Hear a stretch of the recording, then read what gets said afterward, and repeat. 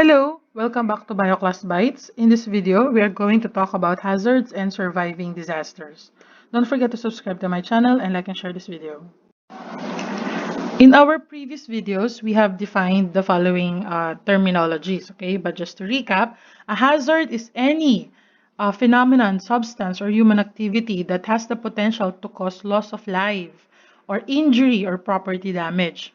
A disaster, on the other hand, is a serious disruption of the functioning of a community or society, okay, resulting from that hazard. And one important thing to note is that a disaster tells us that it happens when the community exceeds their ability to cope using their own resources. So they need outside help to recover from that disaster.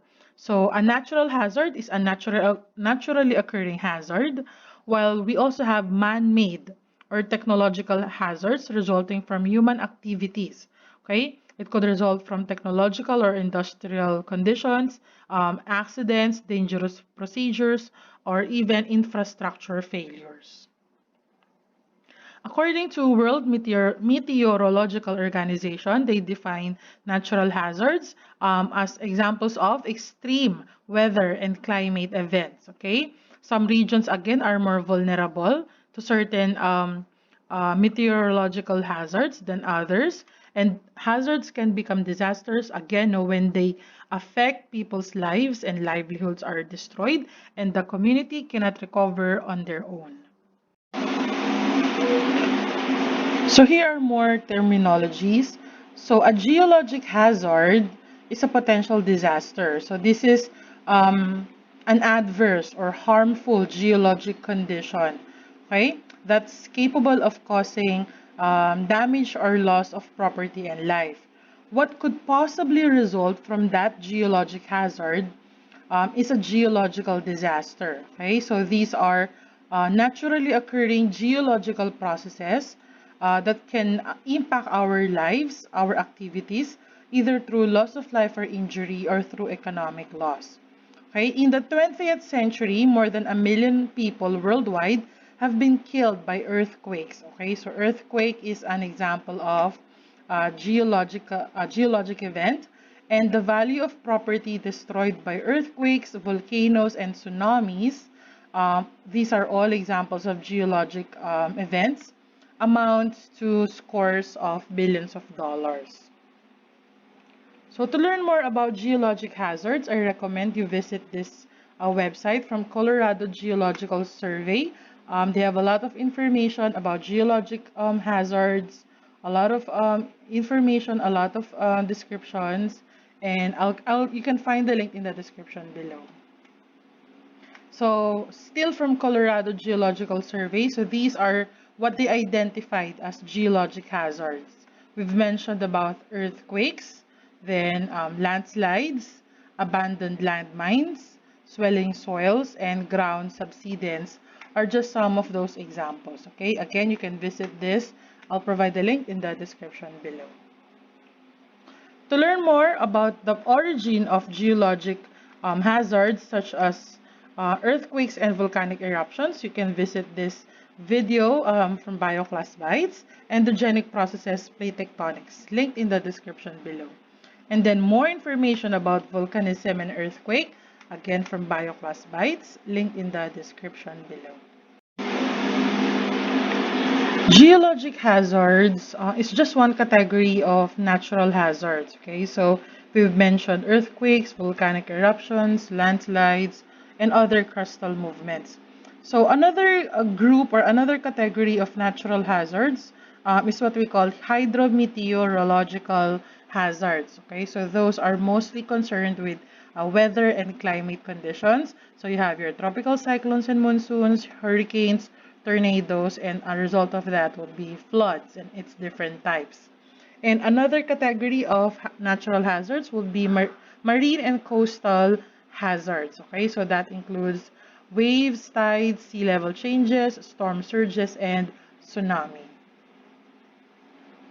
Here in the Philippines, especially in Metro Manila, one of the major natural hazards we constantly face would be flooding. Okay, and this video from GMA News and Public Affairs will discuss thoroughly why we have such huge problem on flooding in Metro Manila. So this video is entitled Need to Know Bakit Ba Binabaha ang Metro Manila?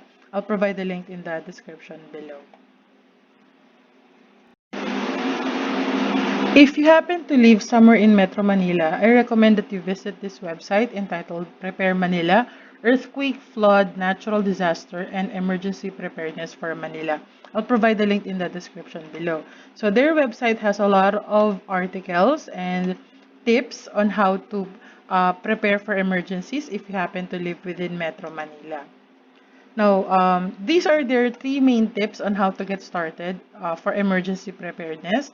So number one is to educate yourself about emergency preparedness. So that includes finding out what to do in an emergency, reading articles and monitoring the news, and downloading or coming up with guides and manuals. Number two is to prepare your family for emergencies. That includes making a family emergency plan, which happens to be one of our performance tasks for this semester, and assemble a household emergency kit. Then number three, inform others about preparedness. So again, still on education. Educate your family and friends about being prepared for emergencies and disasters, and connect with others and build a more resilient Metro Manila. So hopefully, at the end of this semester on DRRM, these are the things that we will be able to achieve and create with our family so that we will have a better preparedness for emergencies. Again, I'll provide the link in the description below. In our previous video on climate change, we talked about the current global status, okay, about climate change. So in connection to that, I recommend that you read this BBC News article entitled Climate Change, Hurricanes Get Stronger on Land as World Warms. So here in the Philippines, we experience a lot of hurricanes, though we call them typhoons. So this article will really give us a lot of insight on what we could expect if our current global carbon dioxide emissions do not improve. So I'll provide the link in the description below. This one is an interesting read from Sapiens entitled Climate Change May Have Been a Major Driver of Ancient Hominin Extinctions. So according to this article, this was actually based on a study published in the journal One Earth, a multidisciplinary team of scientists from different countries. They say that climate change could have played a role in the extinction of other Homo species, other species of the genus Homo. Okay, this was actually this paper. Okay, so entitled "Past Extinctions of Homo Species Coincided with Increased Vulnerability to Climate Change." Okay, so so they say that for three of the five extinct species of Homo species, so those are Homo erectus, Homo heidelbergensis, and Homo neanderthalensis, they say that a sudden strong change in climate occurred on the planet just before this species died out. Okay, so climes, so those are regions in reference to their climate, became colder for all these three, drier for Heidelbergensis and Neanderthals, and wetter for Homo erectus. So according to Raya, one of the researchers, the change in the temperature was roughly between 4 to 5 degrees Celsius on yearly averages. Okay? So according to the researchers, this offers a picture of the tremendous effects that climate adversities have had for our ancestors. So the authors believe that the findings that they gather could serve as a very good warning, okay, a very important warning as our species face another climate change. But this is mostly because of human activities. So they say that we should be mindful of what's happening right now because there's a chance that we might not survive climate change when it gets too extreme. So I'll provide the link to this article for Sapiens in the description below and to this actual paper published on One Earth. Okay, so linked in the description below. So this is the summary of their paper. So based on 2,754 archaeological records, fossil database, past climate emulator, and other research and other sources that they gathered and evidence that they have gathered. They have enough evidence that suggests that these three Homo species, okay, lost a significant portion of their climatic niche just before extinction, with no corresponding reduction in physical range. So this reduction coincides with the increased vulnerability of these three species because of the climate change that they experience. Okay, so in the case of Neanderthals, the increased extinction risk was probably exacerbated or made worse with competition with Homo sapiens. So that's our modern human species. So they say that from all the data that I have gathered, that climate change was a primary factor, but not the only factor. Okay, but the primary factor in the extinction of these three Homo species. So again, if you're interested to read their actual paper, I'll provide the link in the description below. Going back to disaster preparedness, so this one is from Give to Asia, a non-profit organization based in the US that helps countries in Asia to recover from disasters. So according to this article, there are 4 initiatives that are important in building climate resilience. And I'll provide the link in the description below. So according to them, investments in disaster preparedness is actually better than investments in disaster recovery because they have higher return on investment, both in terms of cost and time saved, not to mention lives, of course, that can be saved. This one is actually based on a UNICEF study. Okay, and this is that study. So UNICEF World Food Program Return on Investment for Emergency Preparedness Study final report. I'll provide the link in the description below. This one is actually supported by findings of National Institute of Building Sciences from this article entitled National Institute of Building Sciences issues news report on the value of mitigation. I'll provide the link in the description below. So according to that, they say that in the US, okay, it can save the nation $6 in the future disaster costs for every $1 spent on hazard mitigation or disaster preparedness. And according to ICC, International Code Council 2017 interim report, so in 2017 it can save the nation $4 for every $1 spent on disaster preparedness. Not only that, not only these monetary savings, okay, implementing these mitigation strategies could prevent 600 deaths, 1 million non-fatal injuries, 4,000 cases of post-traumatic stress disorder from people in the long term. So all in all, aside from the monetary savings, it can also help the people in the long term. Okay, that is why it's so important to invest on disaster preparedness more than disaster recovery. Again, links in the description below. This one is from World Meteorological Organization. So they say that the global expected average annual loss in the built environment associated with tropical cyclones, earthquakes, tsunamis is now estimated at 314 billion US dollars. So that's quite a huge loss, a monetary loss.